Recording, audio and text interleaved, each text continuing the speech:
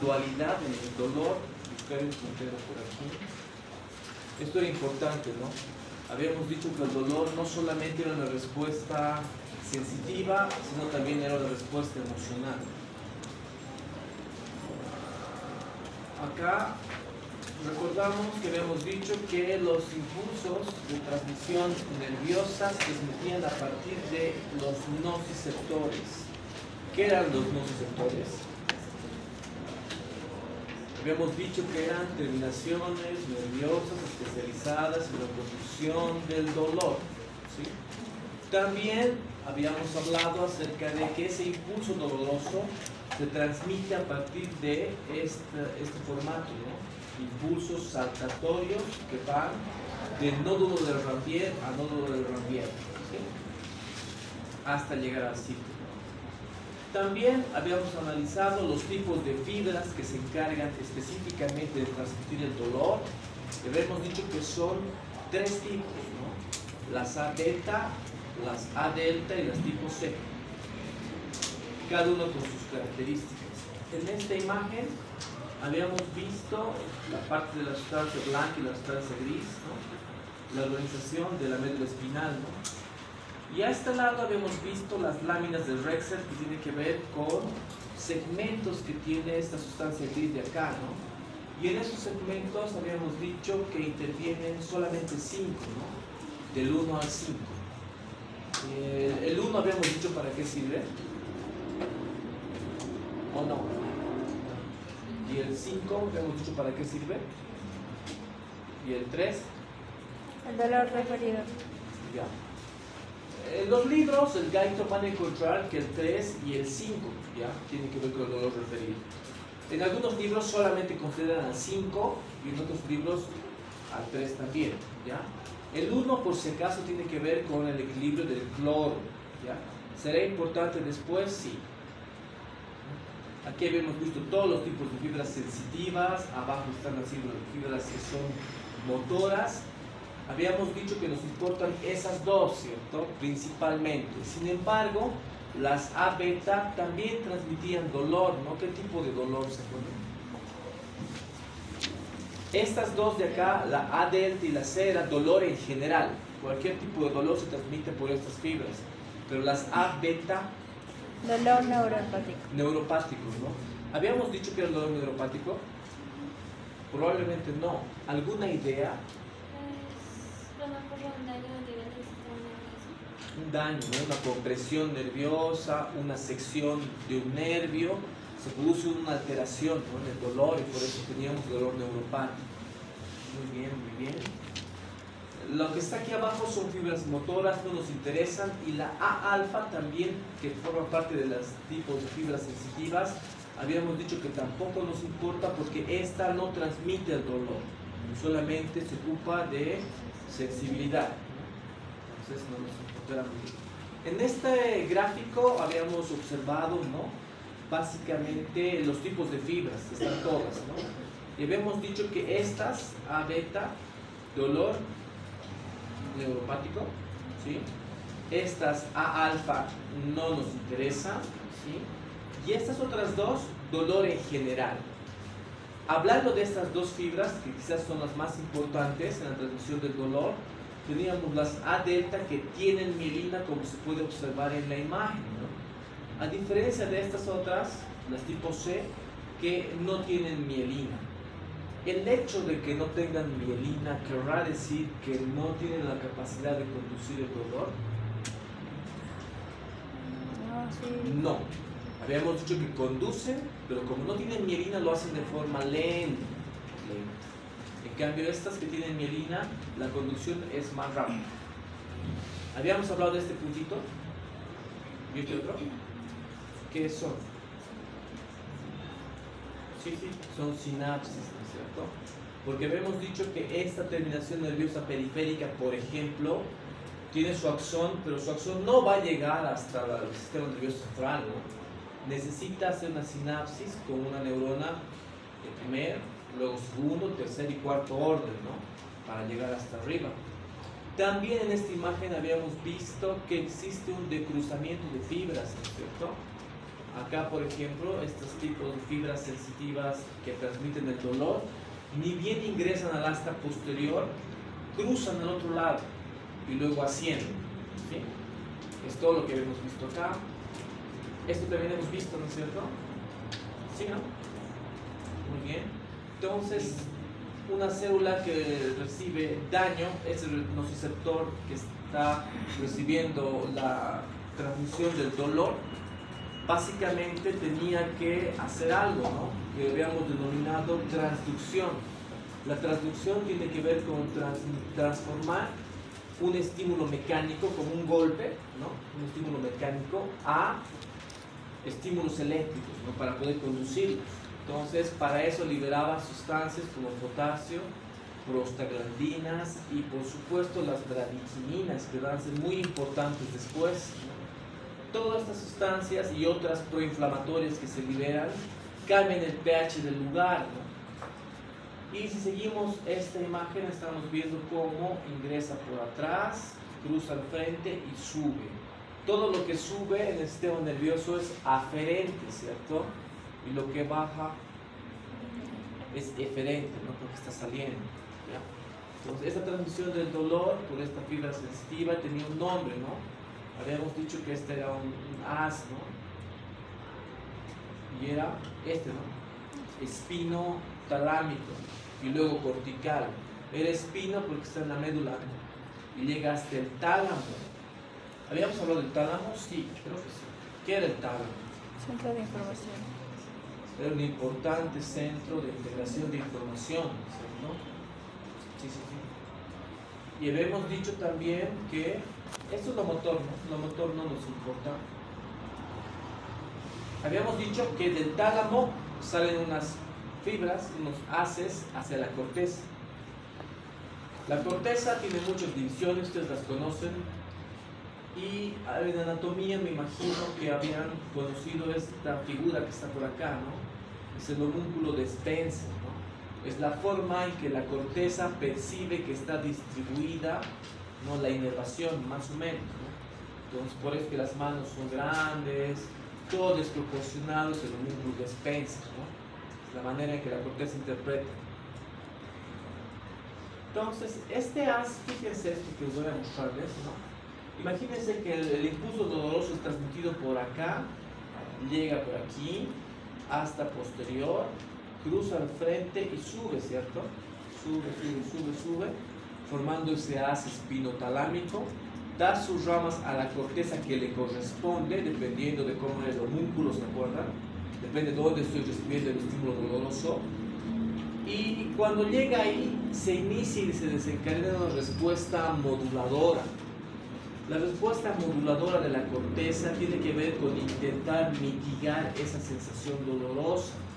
Por lo tanto, va a emitir, fíjense, este haz, que sería eferente, ¿no? De color celeste, que está bajando, ¿no? Con el propósito de, como se ve aquí, cortar esa transmisión del impulso doloroso.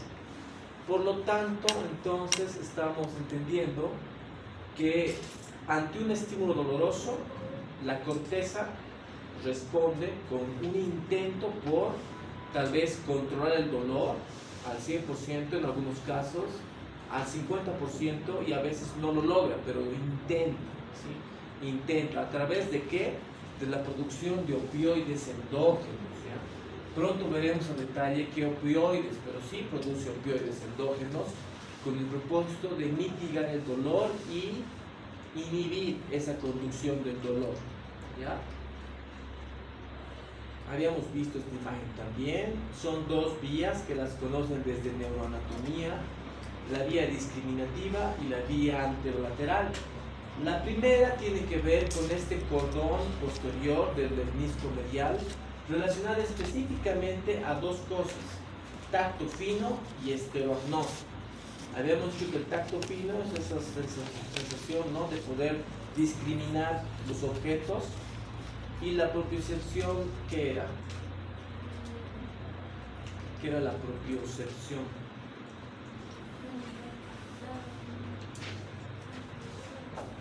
Poder ubicar cómo estamos en el espacio-tiempo, cómo está el cuerpo. Tiempo, espacio y posición, ¿no? ¿Y la estereognosia? ¿Qué era la estereognosia? Hay una pista aquí, ¿no? Sí, pero ¿qué? Si voy a buscar mi caja de instrumental arriba y les paso una tijera, ustedes no ven, reciben solamente la tijera, pueden darse cuenta que es una tijera solo tocando, pues, ¿no? Entonces, tiene que ver con eso, estereognosia, ¿no? Y esta otra, la vía anterolateral, la espinotalámica del hemisco lateral, tiene que ver sí con el dolor, fíjense bien, dolor y tacto grueso, ¿ya? Dolor, temperatura siempre está asociado, pronto vamos a ver por qué, ¿no? Y tacto grueso, ¿sí? ¿Ustedes creen que la temperatura puede desencadenar dolor? ¿El aumento o el descenso? Sí, puede, obviamente. Se experimenta dolor con aumentos bruscos de la temperatura y con descensos también. También habíamos dicho, si recuerdan un poquito, los tipos de fibras que tenemos, ¿no? Si se fijan, este tracto neoespinotalámico lateral y este otro que es el tracto paleoespinotalámico anterior son ese asno espinotalámico que hemos visto al principio, solo que tienen esos dos fascículos, son como dos ramas, ¿ya? Cuando se juntan forman el haz de Lissauer, si se acuerdan de anatomía, ¿no? Entonces ambos van a venir por el asta posterior, van a cruzar y van a subir, ¿sí? Están juntos, pero cada uno hace algo distinto, por eso está aquí separado y también está separado por colores, ¿no? Tienen colores diferentes, porque cada uno va a llegar a diferentes lugares primero y van a terminar todos en el mismo lugar, ¿ya? Pero más o menos se separan así. Además, no llevan el mismo tipo de fibras. Si no me equivoco, les había dicho que desde el origen embrionario apareció primero uno de estos. ¿Cuál apareció primero? El neo. El palio. Palio es antiguo, neo es nuevo, ¿no? El palio es más antiguo, más primitivo y este apareció después. Por lo tanto, si hablamos del neo, este tiene fibras adeltamielínicas. Si tiene fibras mielínicas, ¿cómo transmitirá el dolor? ¿Rápido o lento? Entonces, este es responsable del dolor rápido y agudo, ¿sí?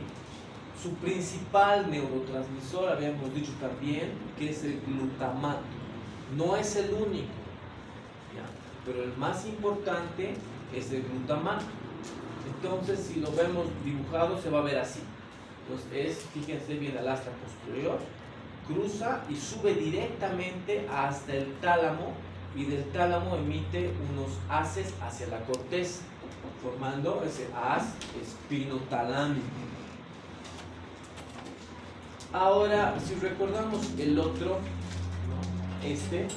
El paleo, el primitivo, tiene fibras de tipo C. Por lo tanto, ¿cómo transmitirán el dolor? Lento. Por lo tanto, son responsables de dolor lento y también crónico. ¿Sí? Su principal neurotransmisor es la sustancia P. Otra vez, no es el único neurotransmisor, pero es el más importante. Si lo vemos esquemáticamente, también viene así, fíjense, solamente que antes de llegar al tálamo, fíjense que está llegando al tálamo, ¿no? Pero antes de llegar al tálamo emitía unas ramitas, ¿no? Unas prolongaciones hacia, ¿se acuerdan dónde? ¿Qué había aquí? Justo ahí estaba la formación reticular, ¿sí? Y habíamos dicho que era la formación reticular, ¿sí? La formación reticular se encargaba de controlar dos cosas, ¿qué? Sí, la presión arterial y la temperatura, ¿no? De esa manera explicábamos que el dolor puede modificar esas constantes fisiológicas, ¿no? Por eso un paciente que esté en la emergencia sentado con dolor puede estar con sudoración, puede tener taquicardia, puede estar su presión alterada. ¿Por qué? Por el dolor. Ya sabemos por qué. Porque este tracto paleoespinotalámico anterior, antes de llegar al tálamo, emite unas ramitas que van a estimular a la formación reticular, ¿sí? Esta es la explicación. Ambos son haces ascendentes, por lo tanto son aferentes, ¿no? Aquí hemos quedado. ¿Hemos hablado de esto o nada? Solo hemos visto la foto. ¿Sí? Ya. Teoría de las compuertas. Es muy fácil de entender. Incluso ustedes me van a explicar la imagen, ¿sí? ¿Qué les voy a dar como una pista? Si es que un niño se cae delante de sus padres y se golpea la rodilla, los papás, ¿qué hacen después de levantarlo? Instintivamente. Voy a intentar hacer un masaje, ¿no es cierto? Y ese masaje en teoría está mitigando y calmando su dolor. Pues sí tiene base científica. La teoría de las compuertas propuesta por Melzer y Wall, como está aquí arriba, ¿sí? Nos dice básicamente esto, fíjense. La estimulación táctil excesiva producida por el masaje cierra la compuerta al dolor, ¿ya? Dice que el masaje, que es una estimulación excesiva, cierra la compuerta del dolor. Si nos vamos a la imagen, acá lo de color amarillo es la neurona que está conduciendo el dolor, ¿sí? Lo que está acá de color celeste son fibras de estimulación rápida, ¿no? Fíjense aquí. Y lo que está aquí arriba son fibras tipo C, lentas, ¿no? Ahora, ¿quién está transmitiendo el dolor?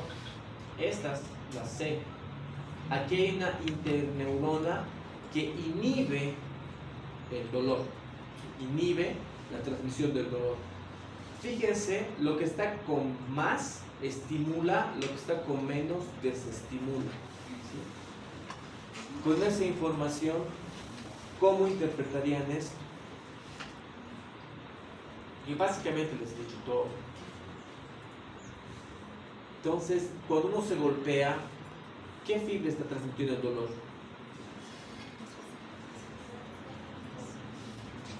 Esta, ¿no? Esta bloquea la inhibición, ¿sí? Estimula la conducción, ¿sí? Pero un masaje que llega rápido, ¿no? Son fibras AB. ¿Qué está haciendo? Estimula la interneurona que va a inhibir esa conducción del dolor, ¿sí? Entonces es más o menos como que el cerebro se confunde, ¿sí? Deja de transmitir el dolor y se concentra en el masaje, ¿sí? Porque está sobreestimulado. Más o menos funciona así, ¿verdad? No se preocupen mucho por la diapositiva, hoy día mismo la tendrán. ¿No les ha pasado ya? No, pero no. Esta, ¿no? Hoy mismo la tendrán ya. Pero bueno, es eso. Esto es lo mismo. Es también la teoría de las compuertas. Aquí está el masaje y podrán ver los mismos elementos. Aquí está la interneurona inhibitoria. Es todo lo mismo, ¿sí? Solamente que esquemáticamente de forma diferente para que se entienda que esto está llegando aquí, ¿no? Intentar bloquear la conducción del dolor, ¿no? Para que no llegue al tálamo, ¿sí? Más o menos así funciona la teoría más aceptada que existe en la actualidad, ¿ya? Evidentemente, cuando hablamos de mecanismos del dolor, antes de entrar a la fisiopatología, aunque ya la hemos visto la fisiopatología sin querer al principio, tenemos que entender que hay un periodo, una etapa de transducción. La transducción, ya se había dicho hace un momento, que tiene que ver con transformar, ¿no? Lo mecánico a eléctrico, ¿se entiende? Esa sensación de golpe, de dolor que puedo sentir al golpear mi mano contra la pizarra, es un estímulo mecánico, ¿no? Eso tiene que transformarse a impulsos eléctricos para que mi cerebro entienda el dolor, ¿no? Y eso empieza por acá más o menos. Después es transmitido, como ya hemos visto, por la vía de transmisión del dolor. Y también habíamos visto que la corteza intenta, ¿no? Responder. Por eso acá está la modulación, que tiene que ver básicamente con un intento por inhibir, si ustedes quieren, esa transmisión dolorosa, o por un intento de mitigar el dolor, ¿no? Y después vemos que aquí está la percepción del dolor. Les pregunto aquí, ¿La percepción del dolor es igual en todos? No. ¿De qué depende? ¿De qué cree que depende? La sensibilidad de la persona. Sí, en semiología han visto unas tablas, ¿no? ¿O no? Han visto. Y están haciendo prácticas, ¿no? ¿No? Sí. Hay unas tablas, unas escalas de dolor, ¿no han visto? Han visto, ¿no es cierto? ¿Y para qué creen? ¿Por qué creen que han inventado eso? Porque no todos perciben igual, ¿no es cierto? El dolor. O sea, se ha inventado porque de repente, les pregunto de esta forma, si ingresa un paciente a la emergencia, ustedes están de guardia y les dice que se ha golpeado el codo con la mesa, ¿sí? Se ha golpeado el codo, pero no está fracturado, ¿ya? Ustedes saben que no tiene signos de fractura porque están bien, ¿ya? Se ha golpeado el codo con la mesa, pero el paciente ingresa y está gritando y llorando. ¿Le creen o no le creen?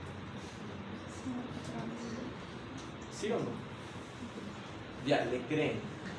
¿Cómo explican que esa persona, eso que me parece a mí insignificante, o sea, puede ser algo real, ¿no es cierto? ¿Cómo explicarían? Tal vez su umbral del dolor es mucho más bajo a la de otra persona. Tiene que ver con esas escalas, ¿no? De tolerancia al dolor, el umbral del dolor y demás, ¿no es cierto? Entonces, eso que han visto en semiología, esas tablitas que vamos a ver más adelante, creo que tengo uno por aquí, tiene que ver con eso, ¿no? De que las personas pueden percibir algo que a mí me puede parecer insignificante como médico, pero tal vez que no es así. Entonces, le creo al paciente. Ahora el comportamiento. ¿Será que el comportamiento puede cambiar con el dolor o por el dolor? ¿Creen que una persona con dolor crónico, que tenga cáncer o una enfermedad autoinmune, pueda tener trastornos, ¿qué les digo?, de apetito, del estado de ánimo, de sueño, todo, ¿no? Entonces, hay modificaciones comportamentales, tiene que ver con lo primero que decíamos, ¿no? La dualidad del dolor, no solamente es sensitivo, es emocional, ¿no? Y eso.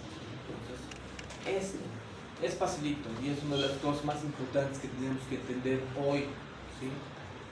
Fíjense acá, está desencadenándose un estímulo doloroso, ¿no? El paciente ya va a sentir dolor, ¿no? Todo lo que está aquí arriba, todos estos receptores que ven acá y estas sustancias, son las que están desencadenando, lo que habíamos visto en el resumen del principio, esa transmisión del dolor. Todo lo que está arriba está intentando conducir dolor. Entre eso tenemos ¿qué? ¿Qué es esto? Serotonina, histamina. ¿Qué dice aquí? Prostaglandinas E2. ¿Qué dice acá? Habíamos hablado al principio, ¿no? Bradicininas. Medidores de la inflamación también, como interleucina 1 beta. ¿Y este cuál es? Seguro que es factor de necrosis tumoral. No veo ni la N, ni... Bueno, no veo la T. ¿Qué es eso? ¿Factor de qué?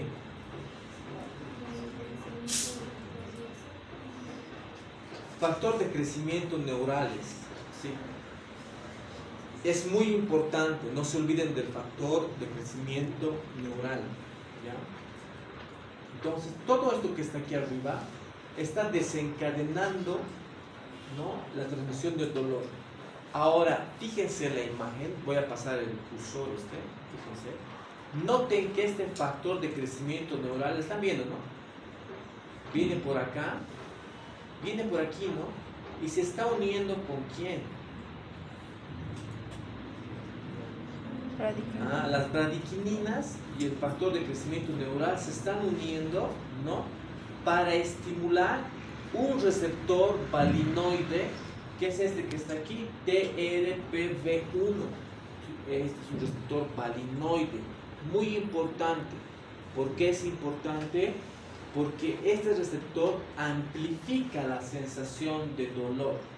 Entonces, cuando este es estimulado, yo siento 10 veces más, 100 veces más, ¿sí?, de lo que debería, ¿ya? ¿Con qué más se puede estimular este receptor? ¿Qué dice aquí? Calor. ¿Sí? Habíamos dicho, ¿no?, que el calor también puede provocar dolor. Fíjense, el calor también interactúa con este receptor palinoide, ¿ya? Entonces, aquí arriba solamente esto: bradikininas, factor de crecimiento neural, receptor palinoide y calor, amplificación del dolor. Nada más, ¿sí?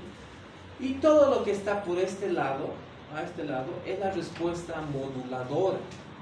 Quiere decir, todo el intento que hace el sistema nervioso central por mitigar y controlar ese dolor, ¿ya? Por lo tanto, fíjense qué está produciendo acá: endorfinas, ¿sí?, endorfinas. También habrá opioides endógenos, que veremos pronto, que van a interactuar con los receptores muscarínicos, y es GABA alfa, ¿ya? Todo esto, como dice aquí, fíjense, aquí está inhibición del dolor, aquí está la estimulación y la inhibición. Es lo único que me importa de esta imagen, nada más. Fíjense, este es el receptor palinoide que amplifica el dolor, es DRPV1. Fíjense a qué temperatura: 43 grados, ¿sí? Ya empiezas a ser afectado este receptor. ¿Dónde se encuentra localizado? Aquí está vejiga, ¿ya? Vejiga, ¿ya? Ahí está. Ahora noten que también se activa con la capsaicina. ¿Qué era la capsaicina? Les doy una pista: la capsaicina está en los alimentos picantes. ¿Sabían, no?, que esa sensación de picante tiene que ver con dolor, ¿no? Es por esto. Es por esto. Entonces, todo esto, dolor. El resto de las cosas no nos interesa, ¿ya? Solamente lo que les estoy mostrando. Esto ustedes saben muy bien, porque... Ah, no. Sí, claro. Han visto inflamación en fisiología. ¿En qué más han visto? ¿En qué más han visto inflamación? Hepato, ¿no? Entonces, la inflamación también va acompañada, ¿no?, de la transmisión, ¿no?, del dolor, ¿no? Son procesos que a veces ocurren de forma simultánea. Les hago una pregunta solamente: ¿cuáles eran los eventos vasculares que ocurrían en la inflamación aguda?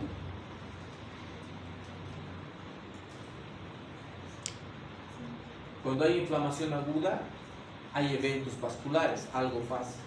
¿Qué pasaba?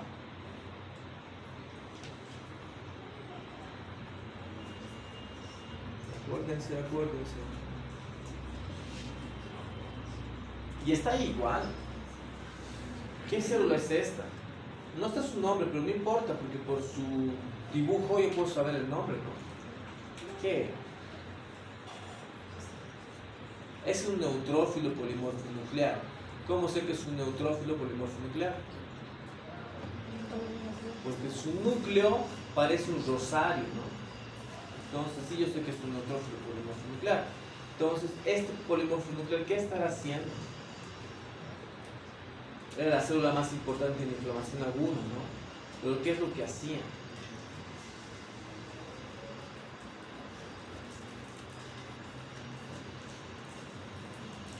¿Qué es lo que hacía?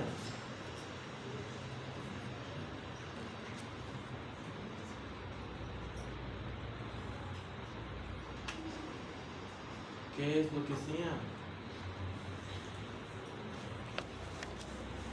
Tenía que salir, ¿no?, de la circulación. Entonces, ¿cuál era el principal evento vascular que teníamos? Aquí está, ¿no? Vasodilatación en el sitio de la inflamación, vasoconstricción periférica, ¿no? Vasoconstricción periférica para que lleguen más rápido los neutrófilos, pero en el sitio donde tiene que haber inflamación, vasodilatación, ¿no? Para que también haya un aumento de la permeabilidad vascular, también hay una contracción de células del endotelio, ¿no?, para que este neutrófilo pueda salir, ¿no? ¿Cómo es que salía? ¿Dónde estaban? Estaba viajando por la circulación, ¿no? Por el medio. Fíjense por aquí. Pero cuando está por llegar al sitio de la inflamación, se va al margen, ¿no? Sufre un proceso de marginalización para tocar los receptores que están por ahí. Una vez que llega al sitio, empieza a hacer un rolling, ¿no? A dar vueltas así, como rollándose. Y como hay una contracción de la musculatura del endotelio vascular, se abren los espacios y puede salir por ahí, ¿no? Aquí está saliendo, por si acaso. Está saliendo. ¿No sabían eso? ¿O no me quieren decir? Porque los del otro grupo sí sabían, son igual que Pato 1. Ya, entonces, eso. ¿Ya? Aquí está la contracción del músculo listo, que les he dicho y nada más. La imagen la hemos visto, está otra vez aquí para que noten eso y no se olviden. ¿Qué era eso entonces? Factor de crecimiento neural. ¿Listo? Aquí está lo mismo pero chiquitito. Fíjense, esta ya es todo completo. ¿Ya? Tiene que ver con que empieza el daño, se liberan sustancias, se cambia el pH. Ahí está este que sube directo. ¿Cuál era? ¿Qué se llamaba? De color azul. ¿Cuál era? ¿El neo o el palio? Ascendente, ¿no es cierto? Fibras adelta. ¿Y este otro? Quedó unas ramitas ahí. El palio. Ascendente, fibras de tipo C. Hasta ahí creo que todos han entendido. Ahora nos toca ver la respuesta moduladora. ¿Sí? A eso está ahí, pues acá solamente para que no se olviden que la formación reticular tiene que ver con esto. ¿Sí? ¿Ya? Ahora, respuesta moduladora. Dos cosas. ¿Sí? Primero, tenemos que saber que estas ramitas llegan a la corteza sonestésica primaria, que fíjense, se ocupa de la discriminación, la localización y la intensidad, ¿ya? De lo que estoy sintiendo. Y esta otra parte se va a ir a la corteza límbica. Si ustedes recuerdan, la corteza límbica tiene que ver con todo lo que es emociones. Por lo tanto, fíjense bien, esto, había una sustancia periacueductal, ¿se acuerdan? Más abajito. Esto es la parte afectiva, ¿sí? Pero acá, la corteza límbica se relacionaba íntimamente con una sustancia periacueductal que tenía dos núcleos, ¿se acuerdan? Había el núcleo del RAFE y el núcleo del locus coeruleus, ¿sí? Se deben acordar de neuronal, ¿sí? Entonces el núcleo coeruleus y el núcleo del RAFE están en la corteza límbica relacionados con esta sustancia periacueductal. ¿Por qué es importante cada uno de estos núcleos? El núcleo del RAFE se encarga de producir serotonina y el núcleo coeruleus es el encargado de producir adrenalina. Acá se está empezando y se ha puesto en marcha la respuesta moduladora, ¿no? Quien va a intentar cortar esta estimulación dolorosa. ¿Cómo lo va a hacer? La serotonina y la adrenalina, ambas, van a iniciar la modulación y se van a empezar a producir sustancias de este tipo: encefalinas, dinorfinas, endorfinas. Los tres primeros son opioides endógenos, ¿ya? También se va a producir adenosina, glicina y el GABA alfa. ¿Se acuerdan que el GABA alfa tenía un receptor en la imagen de hace rato? Tiene que ver con eso, ¿ya? Todo esto es lo que está yendo a mitigar el dolor. Entonces, una vez más, por si acaso, estas tres que son opioides endógenos, ahí se los voy a marcar así y así, tienen tres tipos de receptores. Las encefalinas son receptores sigma, dinorfinas son receptores kappa y endorfinas son receptores de tipo mu. Y entonces sigma, kappa y mu. Todito lo que está arriba en el recuadro amarillo son opioides endógenos producidos por la corteza, por el núcleo coeruleus y el núcleo del RAFE a partir de la producción de esas dos sustancias, ¿ya? Esto lo que está intentando hacer es, fíjense la flecha, cortar la transmisión del dolor. Entonces forma como un circuito, ¿no? Aquí empieza el dolor, sube, y aquí está la respuesta, viene y corta. ¿Sí? A veces lo logra, como hemos dicho al principio, a veces es parcial, a veces no lo logra, ¿no? Pero es un intento que tiene, ¿no? El sistema nervioso central, es un intento de calmar la transmisión del dolor. Por eso, a eso le llamamos modulación. Esto es lo mismo, exactamente lo mismo que les he mostrado en esta imagen anterior, solamente que aquí está escrito, ¿ya? El que no entiende esto, pues tiene que entender esto. Pues estará lo mismo y podrán revisar, ¿ya? Ahora, esta imagen está puesta acá a propósito porque hay un componente también relacionado con todo lo que es dolor, ¿sí? ¿A qué me refiero? Si es que ustedes colocan la mano cerca de esto, inmediatamente, ¿qué pasa? Hay una respuesta, ¿no? motora de huida, ¿no? Ante el estímulo doloroso. Eso es un elemento también que tiene que ver con la modulación. No está en la imagen anterior, pero otros libros sí mencionan que es importante notar que la respuesta moduladora también tiene que ver con una respuesta motora, ¿no? Entonces, eso también es posible, ¿ya? Y aquí vemos diferentes tipos de dolor que ustedes ya conocen, ¿no? Dolor agudo, ¿qué significa? Ya, crónico, de larga edad, somático cutáneo, ¿sí?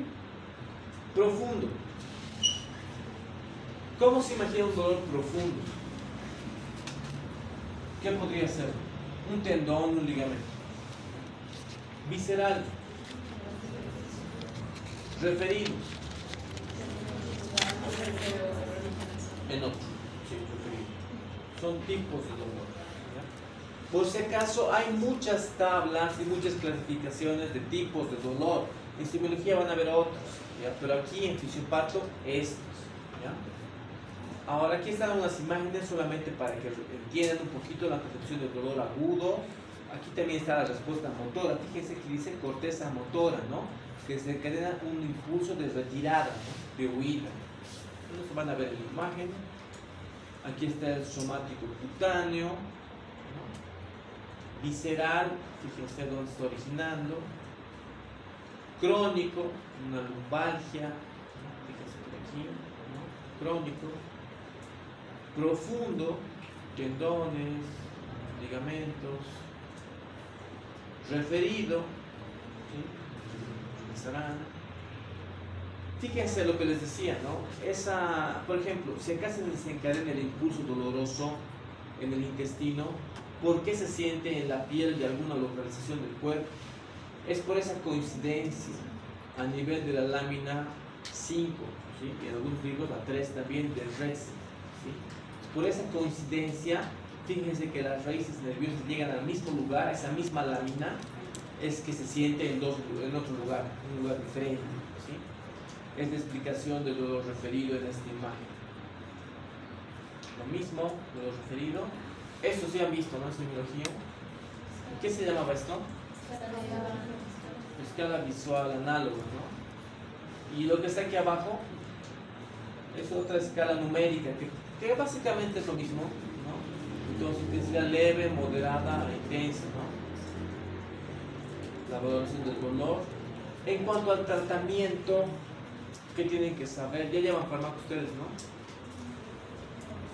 Habrá medicamentos de primera línea, segunda y tercera línea, ¿no? Dependiendo de la complejidad. Primero voy a empezar pues con los más comunes, ¿no? Paracetamol, ibuprofeno, diclofenaco, luego voy a pasar a tramadol y algunos otros medicamentos un poco más potentes, ¿no? Son opioides débiles, como dice acá. Y si no me funciona en el dolor agudo, pues utilizaré opioides más potentes como la morfina, ¿no? Pero no quiero hacer eso porque son adictivos, ¿no? Ahora, esto tratamiento del dolor agudo, medicamentos, fármacos, ya conocen ustedes, ¿no? Pero ¿qué pasa con el dolor crónico? ¿Qué ven en las imágenes? Más o menos, ¿qué es?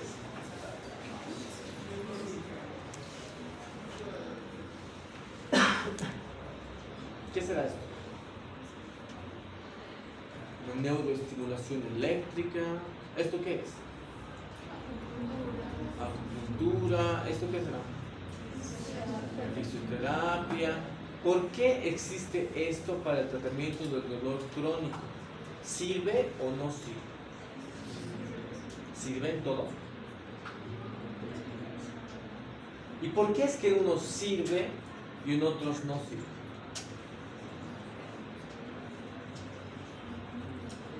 No tiene que ver con la enfermedad, porque puede haber un paciente que tiene un tipo de cáncer y otro con el mismo. A uno le funciona la fisioterapia, al otro no. A uno le funciona la acupuntura, al otro no. ¿Por qué? O mejor aún, ¿por qué creen o cómo explican ustedes que ya han visto toda la transmisión del dolor que esto pueda servir en algunas personas?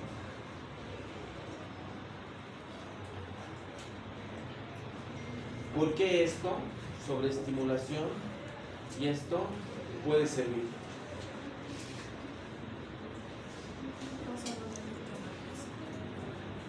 ¿Cómo? La corriente depende si es la que causa afectar la física, porque si se estimula las fibras. Tiene que ver con la teoría de las compuertas, ¿no es cierto? Es por eso. ¿Sí? La explicación de que existan todos estos procedimientos es por la teoría de las compuertas, ¿no?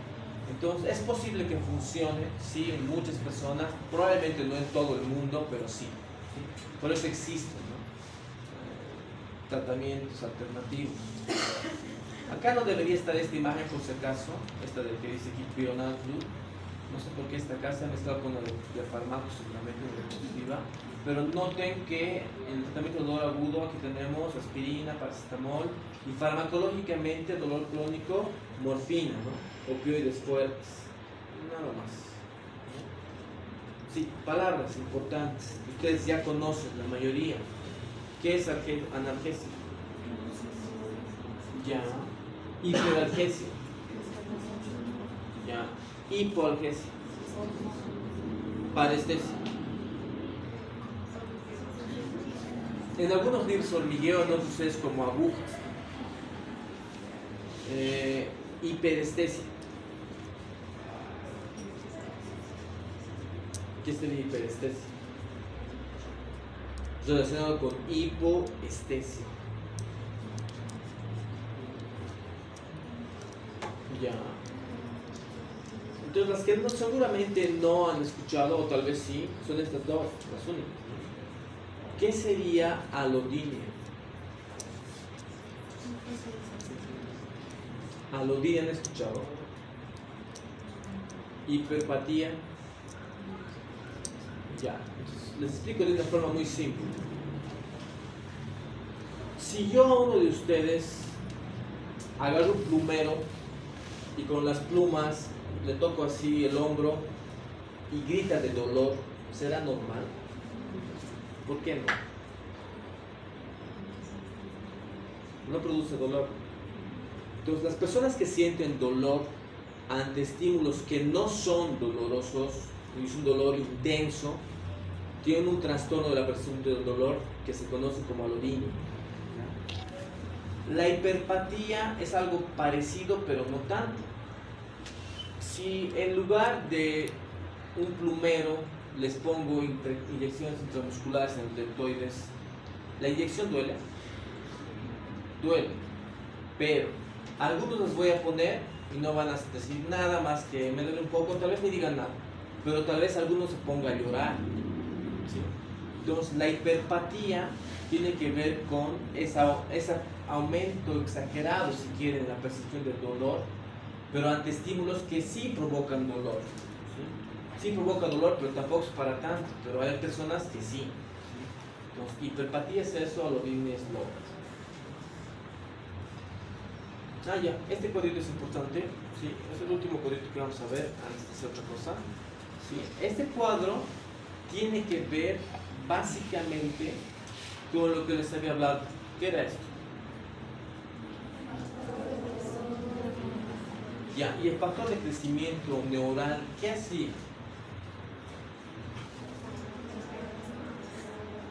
Habíamos dicho que hacía algo. Ya. Y ese receptor, ¿qué hacía? Amplificaba el dolor. Sí, amplificaba el dolor. ¿Ya? Entonces, noten que aquí está. Esto es el sistema nervioso central, el sistema nervioso periférico. Aquí está el estímulo del dolor por el nociceptor, lo normal, ¿no? Que empieza por acá. Aquí está llegando a una neurona dorsal y está avanzando hasta llegar, ¿no?, al tálamo y arriba y producir dolor, ¿ya? Pero por alguna razón puede ser que este factor de crecimiento neural se una a la bradiquinina, ¿no? Y empiezan esta línea que está por acá, fíjense. Esta es una estimulación nerviosa como un mecanismo de reentrada, fíjense, que va a venir a sobreestimular otra vez y otra vez y otra vez y otra vez, produciendo una amplificación del dolor. Fíjense que algunos lo relacionan con esto. ¿Qué dice aquí? Lo que decíamos, ¿no? Algunos autores relacionan, ¿no?, esa amplificación del dolor exagerado, ¿no?, con un trastorno de la conducción de este tipo, ¿ya? Nada más. Esto es básicamente todo. Lo ves en perspectiva. Y les quiero preguntar algo. ¿Ustedes han hecho trabajos ya conmigo? Ninguno. Sí, hemos hecho. ¿Cuál han hecho? El primero, de la primera unidad.